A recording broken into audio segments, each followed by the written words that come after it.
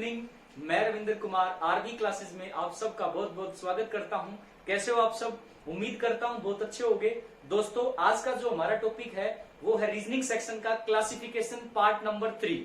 Classification आप सब जानते हैं, एचएसएससी, एसएससी और रेलवे जितने भी आपके गवर्नमेंट जॉब कॉम्पिटिटिव एग्जाम है उसके लिए मोस्ट इंपोर्टेंट टॉपिक है।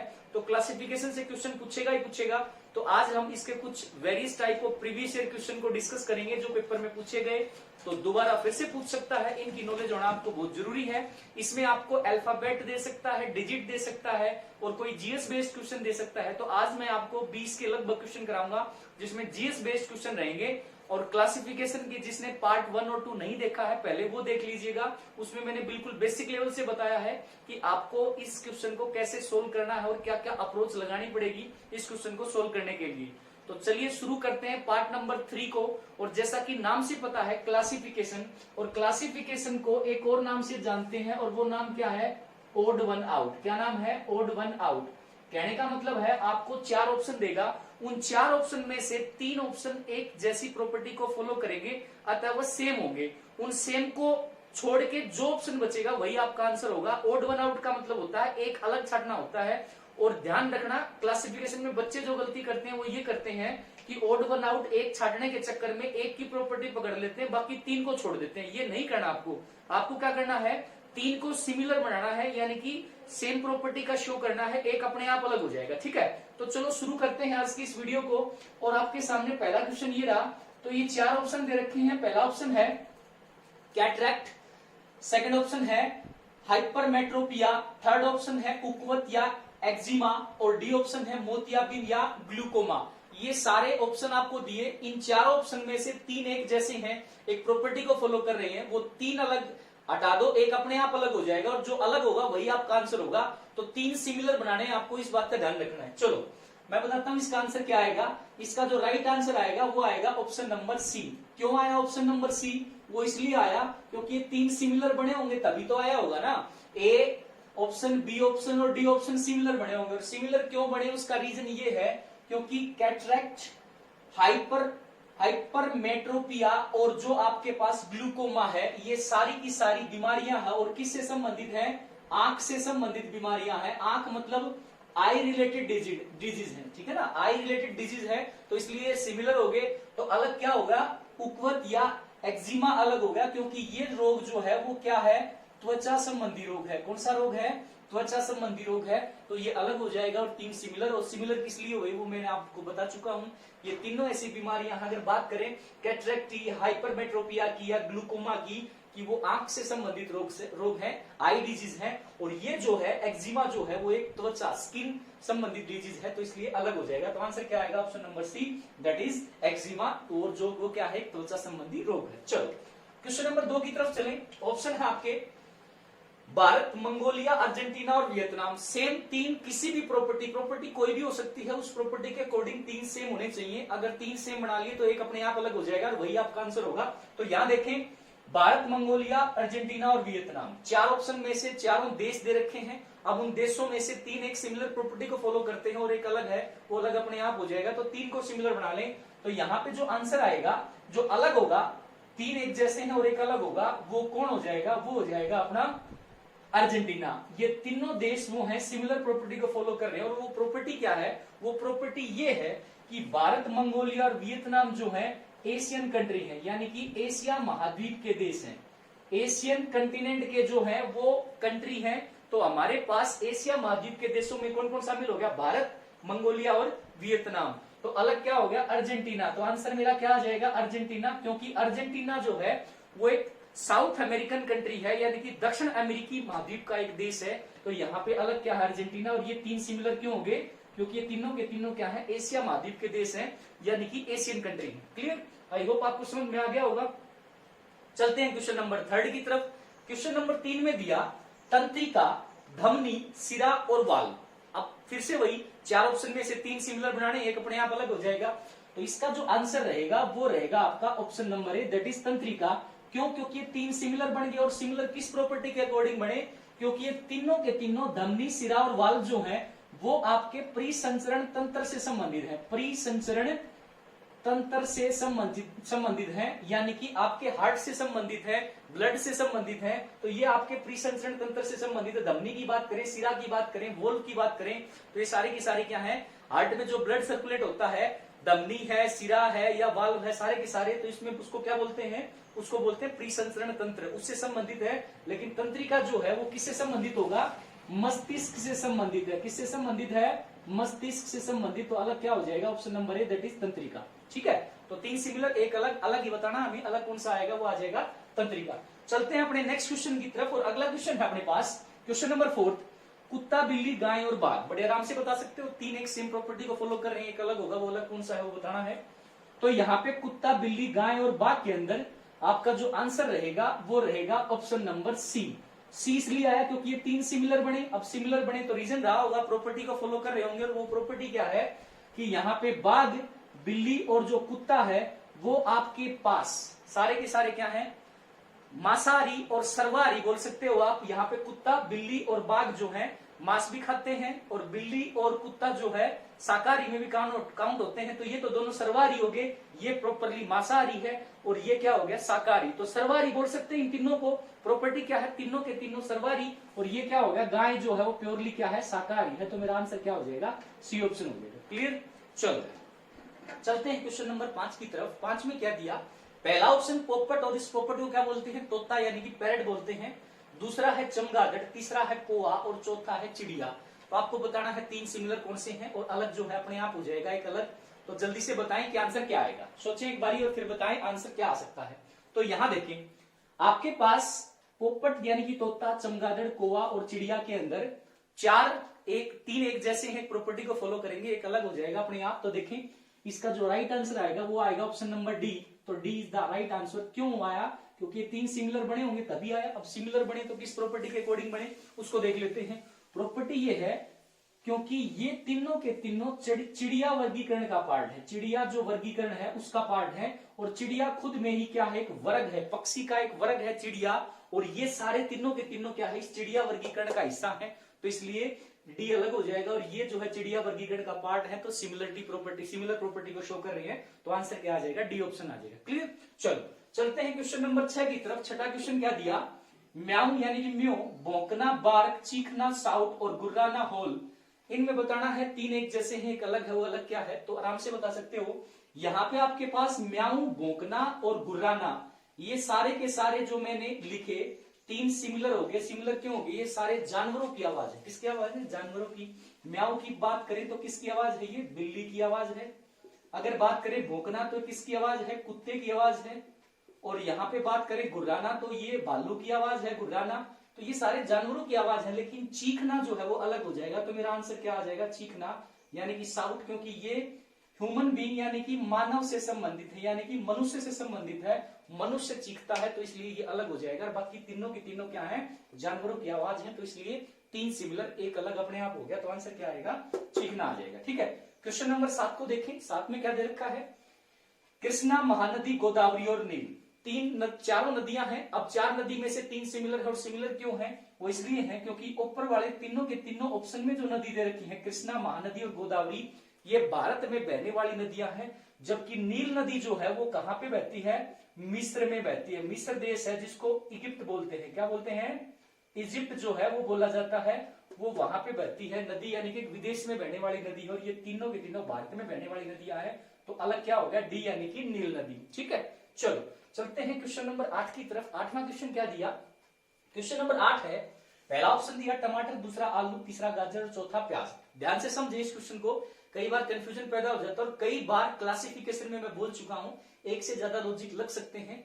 तो आप जो आंसर देंगे वो आपकी किस्मत पे डिपेंड करेगा कि वो संस्था जिसने पेपर पढ़ाया वो आपका आंसर, आपका लॉजिक मानती है या नहीं मानती। ठीक है, चलो अब इसमें देखें टमाटर, आलू, गाजर और प्याज। अगर इसको देखें ध्यान से तो 2 लॉजिक लगते हैं यार, दोनों के लॉजिक, दोनों आंसर जो है अलग लगाएंगे और सही भी होंगे। देखें, आलू, गाजर और प्याज जो है वो सिमिलर है, क्योंकि ये तीनों के तीनों आपके जमीन के नीचे पैदा होते हैं। कहां होते हैं, जमीन के नीचे। टमाटर जो अलग हो जाएगा क्योंकि ये जमीन के ऊपर पैदा होता है, तो इस हिसाब से आंसर क्या आया, ए आया। तो पहला लॉजिक मैंने क्या बताया, 3 ऐसी सब्जियां हैं जो कहां होंगी, जमीन के नीचे, और एक ऐसी सब्जी है जो जमीन के ऊपर होगी, तो वो क्या होगी? टमाटर। तो इसलिए 3 सिमिलर हो गए, एक अपने आप अलग हो गया टमाटर, तो आंसर क्या आया? टमाटर। ठीक है, दूसरा लॉजिक सुने। यहां पे आपके पास अगर बात करूं टमाटर, आलू और गाजर की, ये तीनों के तीनों सिमिलर बनेंगे और अलग क्या हो जाएगा? प्याज। तो उस केस में मेरा आंसर क्या आया? प्याज। और क्यों आया? क्योंकि प्याज जो है वो एक बीज पत्री है। क्या है? एक बीज पत्री। अगर प्लांट किंगडम को पढ़ोगे उसमें आपको आराम से समझ में आएगा कि प्याज जो सब्जियां हैं उनको अलग अलग कैटेगराइज कर रखा है। डिटेल्ड में अगर पढ़ोगे तो प्याज एक बीज पत्री है जिसको बोलते हैं मोनोकोट। इंग्लिश में क्या बोलते हैं? इसको मोनोकोट बोलते हैं। ध्यान रखें ये चीज, मोनोकोट है। जबकि ये ऊपर वाले सारे के सारे जो हैं वो आपके बाइकोट है। बाइकोट का मतलब है एक से ज्यादा बीज पत्री है। तो यहाँ पे एक बीज पत्री प्याज और बाकी तीनों सिमिलर हैं, बाइकोट में आएंगे। तो आंसर प्याज भी हो सकता है, डिपेंड करेगा। अब आप क्या करेंगे? सही आंसर आपको दिमाग में यही बात आएगी, 3 जमीन के नीचे 1 जमीन के ऊपर, तो आंसर टमाटर लगा के आओगे। लेकिन अगर एग्जामिनर ने इसका आंसर की में प्याज आंसर दे दिया तो वो भी गलत नहीं होगा और आपका आंसर गलत हो सकता है वहां, और आप क्लेम भी नहीं कर पाओगे कि मेरा लॉजिक सही था। क्योंकि लॉजिक ये भी तो सही है ना कि ये तो एक बीज पत्री है और ये बाइकोट, ये मोनोकोट में आता है और ये क्या आते हैं? तीनों के तीनों बाइकोट में शामिल होते हैं, ऐसी सब्जियां हैं। ठीक है, तो ध्यान रखें, एक से ज्यादा लॉजिक लग सकते हैं, उसमें आप कुछ नहीं कर सकते। ठीक है, तो चलो, तो लेकिन अगर मोस्टली देखा जाए तो 99% बच्चे क्या लगा के आएंगे? टमाटर लगा के आएंगे। कोई एक आध ही होगा जो प्याज के बारे में सोचेगा, बड़ा डीप सा लॉजिक था। तो ध्यान रखिए, बेसिक लॉजिक क्या बनेगा? जमीन के नीचे पैदा होने वाले सब्जियां और जमीन के ऊपर पैदा होने वाली सब्जियां, इस टाइप का लॉजिक लग सकता है यहाँ। ठीक है, चलो क्वेश्चन नंबर 9 की बात करें तो इसका जो आंसर लगाएंगे वो क्या लगाएंगे? टमाटर लगाएंगे। और प्याज भी गलत नहीं है, प्याज भी लगा सकते हो आप। रीजन मैंने बता दिया, क्या रीजन रहेगा इसका। नेक्स्ट क्वेश्चन नंबर 9 की तरफ बढ़े। 9 को देखो, पहला ऑप्शन क्या दिया? टाइफाइड, दूसरा टिटनस, तीसरा हीमोफीलिया और चौथा है डिप्थीरिया। देखिए यहाँ पे 3 सारे के सारे रोग हैं। अब इन सारे रोगों में से एक रोग ऐसा है जो इनसे अलग होगा और 3 सिमिलर हैं। अब 3 सिमिलर कौन कौन से सिमिलर हैं? ऑप्शन नंबर ए में टाइफाइड, बी में टिटनस और डी में दिया डिप्थीरिया। ये सारे के सारे सिमिलर रोग हैं और अलग क्या हो जाएगा? हीमोफीलिया। वो अलग क्यों हो जाएगा? क्योंकि हीमोफीलिया एक ऐसा रोग है जो अनुवांशिक है। क्या है? अनुवांशिक रोग है। और अनुवांशिक रोग किसे बोलते हैं? अनुवांशिक रोग उन रोगों को बोलते हैं जो आपके जन्म से होते हैं। ऐसे रोगों को क्या बोला जाएगा? अनुवांशिक रोग बोला जाएगा। या अपनी पीढ़ी में चले आ रहे हैं उन रोगों को अनुवांशिक रोग बोला जाता है। और क्या होता है हीमोफीलिया के अंदर? जब आपकी मेजर सर्जरी होती है या कोई कट लग जाता है तो आपका ब्लड की कोटिंग नहीं बन पाती। देखा होगा कई बार, जब भी हमें छोटा मोटा अगर कोई कट लग जाता है तो ब्लड कुछ टाइम बहने के बाद क्या हो जाता है? एक क्लोट जम जाता है हमारी त्वचा के ऊपर। क्या होता है? क्लोट जम जाता है, जिसके कारण ब्लड आगे नहीं बहता, कुछ टाइम के बाद बहना बंद हो जाता है। लेकिन जिसको हीमोफीलिया रोग होगा उसमें ब्लड जो कोटिंग बनेगी, वो लेयर जो बनेगी वो थोड़े से टाइम के बाद बनेगी, यानी कि टाइम ज्यादा लगेगा, ब्लड ज्यादा बहने का खतरा रहता है इसमें। ठीक है ना, तो हीमोफीलिया जो है एक अनुवांशिक रोग है। बाकी सारे के सारे अनुवांशिक रोग नहीं है। डिप्थीरिया की बात करें, टिटनस की बात करें, टाइफाइड की बात करें, ये अनुवांशिक रोग नहीं है। और हीमोफीलिया क्या है? कि अनुवांशिक रोग है। इसलिए 3 सिमिलर हो गए, ए, बी और डी। सी ऑप्शन अलग हो जाएगा, तो आंसर क्या आ गया? हीमोफीलिया। चलो चलते हैं नेक्स्ट क्वेश्चन की तरफ और क्वेश्चन नंबर 10 की तरफ आएंगे। क्वेश्चन नंबर 10 में क्या दिया? मैं बोल चुका हूं, आपका हिस्ट्री से रिलेटेड कोई लॉजिक दे सकता है, पॉलिटी से रिलेटेड कोई लॉजिक दे सकता है, ज्योग्राफी से रिलेटेड कोई लॉजिक दे सकता है, या जनरल साइंस से रिलेटेड कोई लॉजिक दे सकता है, या हो सकता है करंट अफेयर से रिलेटेड कोई लॉजिक दे दे। तो ये सारी चीज आपको ध्यान रखनी है। क्लासिफिकेशन और एनालॉजी की मैं बात करूं, एनालॉजी का पार्ट नंबर 4 जो है वो कल आपको सुबह मिल जाएगा। आज इवनिंग टाइम में मैंने क्लासिफिकेशन का पार्ट बना दिया, तो करते हैं रहे प्रैक्टिस हमारे साथ आरबी क्लासेस के ऊपर। तो चलिए चलते हैं क्वेश्चन नंबर 10 के ऊपर। 10 में देखें क्या दे रखा है? बीरबल, अबुल फजल, फैज अहमद और तानसेन। अगर हिस्ट्री की थोड़ी बहुत नॉलेज होगी तो आराम से कर पाओगे इस क्वेश्चन को। तो देखें 3 एक जैसे हैं। एक जैसे कौन कौन है? बीरबल, अबुल फजल और तानसेन जो है वो सिमिलर हैं। अलग कौन हो जाएगा? अलग हो जाएगा फैज अहमद। ये 3 सिमिलर हैं तो प्रॉपर्टी के अकॉर्डिंग सिमिलर। और प्रॉपर्टी क्या है? क्योंकि बीरबल, अबुल फजल और तानसेन जो है अकबर के 9 रत्नों में शामिल है। अकबर के 9 रत्नों में शामिल हैं। अकबर के जो 9 रत्न थे उसमें शामिल हैं कौन कौन? बीरबल, अबुल फजल और तानसेन। लेकिन फैज अहमद क्या था? एक शायर था जो 9 रत्नों में शामिल नहीं था। तो मेरे इस क्वेश्चन का आंसर क्या हो जाएगा? सी ऑप्शन हो जाएगा। 3 सिमिलर, क्योंकि ये बीरबल के 9 रत्नों में, सॉरी अकबर के 9 रत्नों में शामिल थे, और जो फैज अहमद है वो एक शायर था जो 9 रत्नों में शामिल नहीं था। तो अलग क्या हो जाएगा? फैज अहमद। ठीक है, चलो चलते हैं क्वेश्चन नंबर 11 की तरफ। क्वेश्चन नंबर 11 की बात करें तो ऑप्शन दे रखे Hindu, times of India, outlook और इंडियन एक्सप्रेस। ये सारे के सारे आपने सुने होंगे, कुछ एक समाचार पत्र है। अब समाचार पत्र है तो फर्क क्या है? फर्क ये है कि the Hindu, times of India और इंडियन एक्सप्रेस ये तो है समाचार पत्र। क्या है? समाचार पत्र। लेकिन ऑप्शन सी में जो आउटलुक दे रखा है वो एक पत्रिका है। वो क्या है? एक पत्रिका, यानी कि समाचार पत्र नहीं, वो क्या है? एक पत्रिका है। तो 3 समाचार पत्र हो गए, the Hindu, times of India और इंडियन एक्सप्रेस। तो अलग क्या हो जाएगी? पत्रिका, दैट इज आउटलुक एक्सप्रेस बोल रहे, आउटलुक बोलने की बात है। तो यहाँ पे 3 तो समाचार पत्र और एक क्या है? पत्रिका है। ठीक है, तो आंसर क्या आ जाएगा? आउटलुक आ जाएगा। चलते हैं क्वेश्चन नंबर 12 की तरफ। ये रहा आपके पास क्वेश्चन नंबर 12 यानी कि 12। ऑप्शन दिए लार्वा, प्यूमा, तीसरा ऑप्शन है इल्ली और चौथा ऑप्शन है अर्भक यानी कि निम्फ। देखिए यहाँ पे ये 3 ऑप्शन एक जैसे, एक अलग है। वो अलग क्या है वो मैं बताऊंगा। यहाँ पे लार्वा, प्यूपा और जो इल्ली है वो तीनों के तीनों आपके तितली की जीवन की विभिन्न अवस्थाओं के बारे में बोल रखा है। ये तीनों की तीनों क्या होते हैं? तितली जो होती है, तितली उसकी विभिन्न अवस्थाएं होती हैं। विभिन्न अवस्थाओं को रिप्रेजेंट कर रहा है। विभिन्न अवस्थाओं को, अवस्थाएं हैं या अवस्थाओं को रिप्रेजेंट कर रही है। कौन कौन? लार्वा, प्यूपा और इल्ली। लेकिन अर्भक जो है या निम्फ जो है वो तितली की जीवन की अवस्थाओं से रिलेटेड नहीं है। तो आंसर क्या आ जाएगा? ऑप्शन नंबर डी आ जाएगा। 3 सिमिलर हो गए क्योंकि ये तितली के जीवन की विभिन्न अवस्थाओं को रिप्रेजेंट कर रहा है। तो तीनों के तीनों तितली की विभिन्न अवस्था, जीवन की अवस्थाएं हैं, ये नहीं है। तो आंसर क्या आ जाएगा? Option number D, that is nymph आ जाएगा। ठीक है, चलो चलते हैं क्वेश्चन नंबर 13 की तरफ। ऑप्शन दिया गाय, दूसरा ऑप्शन खरगोश, तीसरा बकरी और चौथा दिया कुत्ता। तो सोचिए एक बार, बताएं आंसर क्या आना चाहिए। तो देखें, मैं फिर बोल रहा हूं, आप स्क्रीनशॉट ले सकते हो। जब वीडियो स्टार्ट हुई स्क्रीनशॉट ले सकते हैं, या अभी स्क्रीनशॉट ले लेना, मैं एक बार करवा दूं। उसके बाद अपने आंसर लगा के रखें और फिर कॉपी पेन के ऊपर जब आंसर लगा ले, अगर नहीं आए तो वीडियो को आगे बढ़ा के देख सकते हैं इन चीजों को। ठीक है, चलो अब चारों में से 3 एक जैसे, एक अलग है, वो अलग बताना है। अलग क्या होगा? तो यहां देखें, गाय, खरगोश, बकरी और कुत्ते में से 3 एक जैसे और एक अलग है, वो अलग क्या है वो देखेंगे। तो यहां देखो, आपके पास गाय, खरगोश, बकरी और कुत्ता, ये 4 ऑप्शन दे दिए। 3 एक जैसे हैं, यानी कि एक प्रॉपर्टी को फॉलो कर रहे हैं, सिमिलर है, वो सिमिलर दिखाने हैं, और एक अपने आप अलग हो जाएगा। तो अलग अलग क्या होगा उसको देखेंगे, वो देखते हैं। तो देखो, गाय मेरे पास शाकाहारी है, खरगोश शाकाहारी है और बकरी जो है वो भी शाकाहारी है, लेकिन कुत्ता शाकाहारी नहीं। कुत्ता क्या है? सर्वाहारी। सर्वाहारी मतलब मांस भी खा सकता है और आपका जो शाकाहारी है उस प्रॉपर्टी को भी फॉलो कर रहा है, तो सर्वाहारी बोलेंगे। तो आंसर क्या आ जाएगा? D option. ये 3 सिमिलर हो गए, गाय, खरगोश और बकरी जो है वो सिमिलर है। अलग क्या हो जाएगा? कुत्ता। तो मेरा आंसर क्या आ जाएगा? डॉग यानी कि कुत्ता आ जाएगा। ठीक है, चलो चलते हैं क्वेश्चन नंबर 14 की तरफ। 14 में क्या दिया? पहला ऑप्शन गुजरात, दूसरा ऑप्शन केरल, तीसरा बिहार, चौथा दिया पश्चिम बंगाल। चारों के चारों राज्य हैं। तो यहाँ पे अगर अलग बताना है तो क्या बताएंगे और क्या प्रॉपर्टी लगेगी वो देख लेते हैं।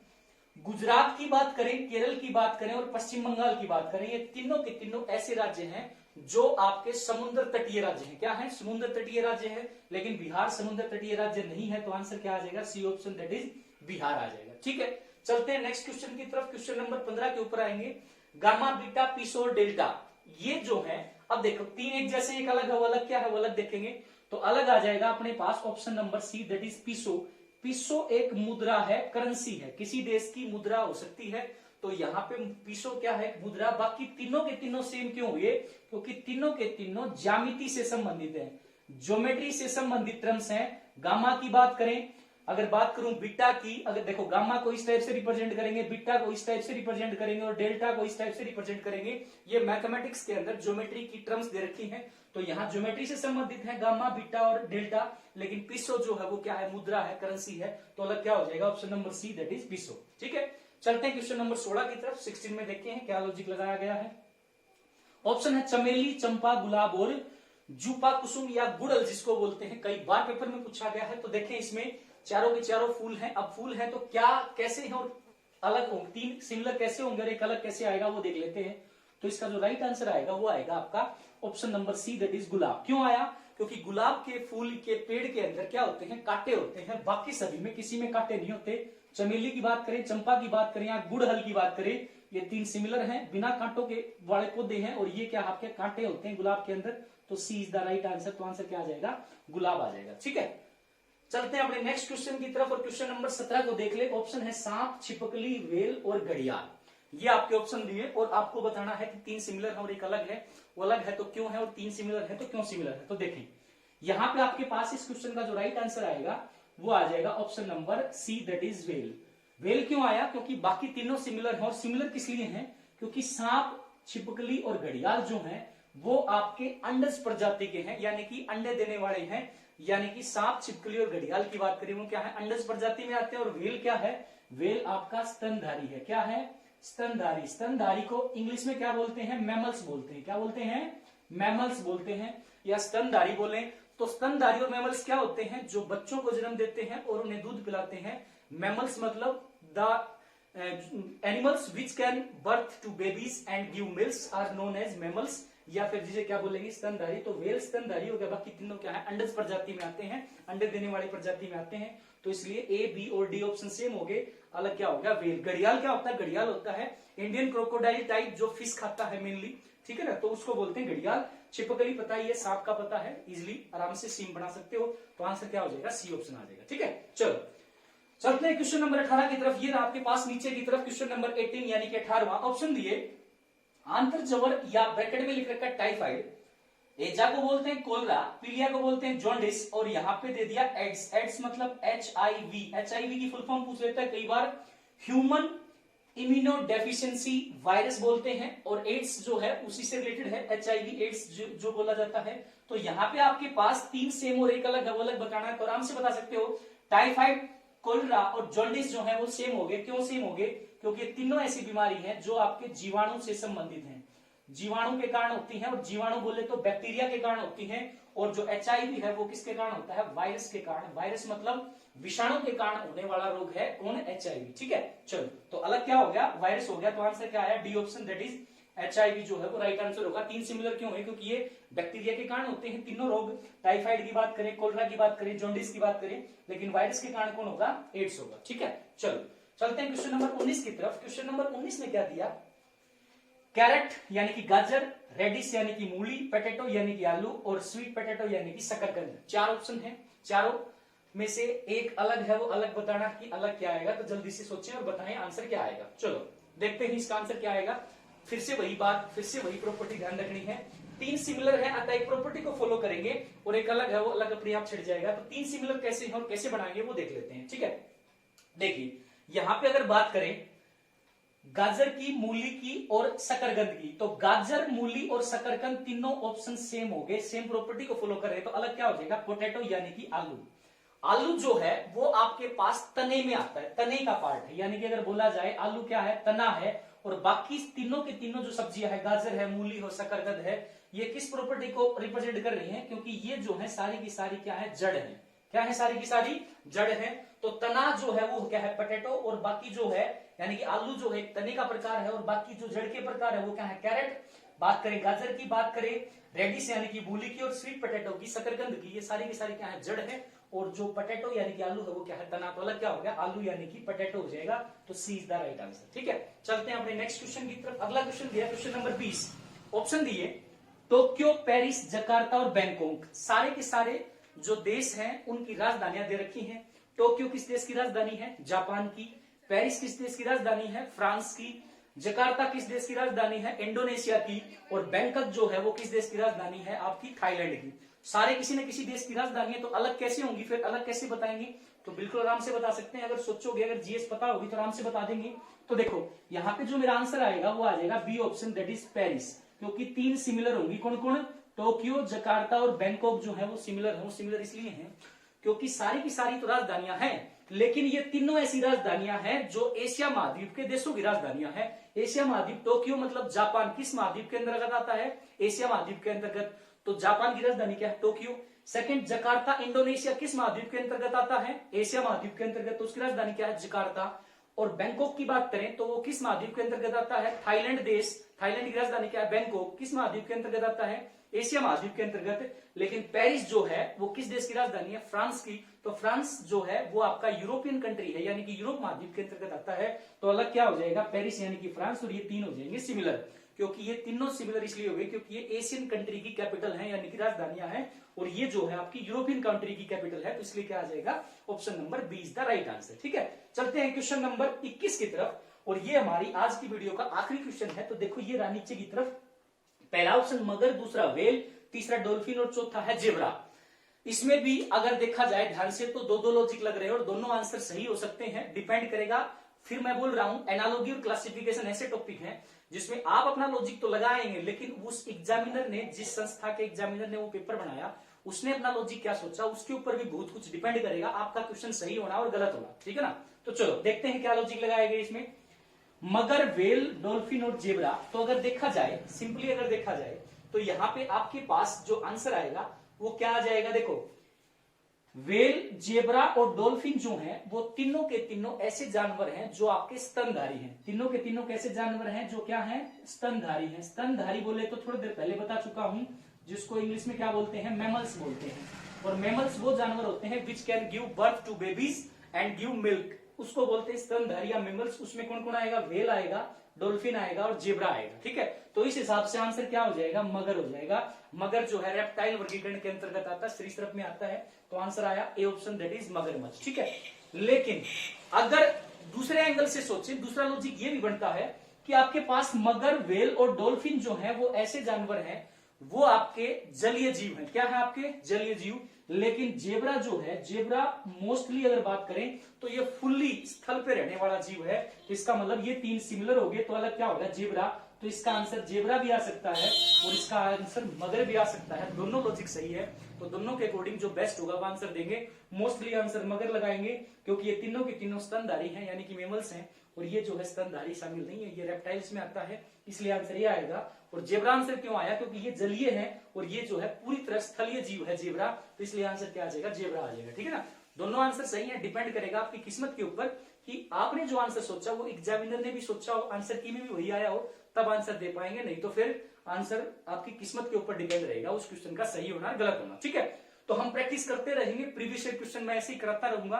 तो अगर वीडियो अच्छा लगा हो तो वीडियो को लाइक करें, दोस्तों के साथ शेयर करें, और जितना ज्यादा हो सके वीडियो को, हमारी जितनी भी वीडियो आ रही है उसके साथ चैनल को सब्सक्राइब करके बेल आइकन को दबा दें, ताकि जब भी मैं नई वीडियो लेकर आऊं, चाहे वो मैथ से रिलेटेड हो, चाहे वो रीजनिंग से रिलेटेड हो, चाहे वो जीएस से रिलेटेड हो, वो सारी की सारी आपको टाइम से मिल सके। और बेल आइकन को दबाना जरूर ना भूलें। तो मिलते हैं किसी और एक नई वीडियो के साथ, तब तक अपना और अपने परिवार का ध्यान रखें। Thank you so much for watching this video, thank you.